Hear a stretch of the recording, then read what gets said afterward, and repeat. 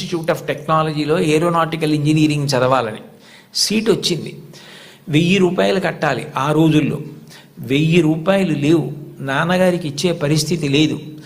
ఆయన కలలు నెరవేరే అవకాశం లేదు. అటువంటప్పుడు ఆయన తోబుట్టువు జోహ్రా అనుకుంటాను, నేను చాలా రోజులైంది చదివి.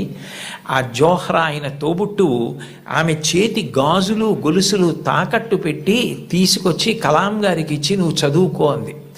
కలాం గారు ఆనంద బాష్పాలతో ప్రతిజ్ఞ చేశారు, స్కాలర్షిప్ సంపాదించి నేను నీ నగలు కుదువ నుంచి విడిపించి మళ్ళీ నీకు తీసుకొచ్చి ఇచ్చేస్తాను చెల్లి అని చెప్పి, అక్క అని చెప్పి ఆయన వెళ్ళి చదువుకుని ఎంత గొప్పవారయ్యారో మీకు అందరికీ తెలుసు.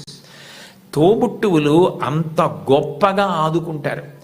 తోబుట్టువులను నిర్లక్ష్యం చేయడం, మా అన్నయ్యతో నాకు మాటలు లేవండి, మా తమ్ముడితో నాకు మాటలు లేవండి, మా అక్కతో నాకు మాటలు లేవండి, ఈ మాట అనడం చాలా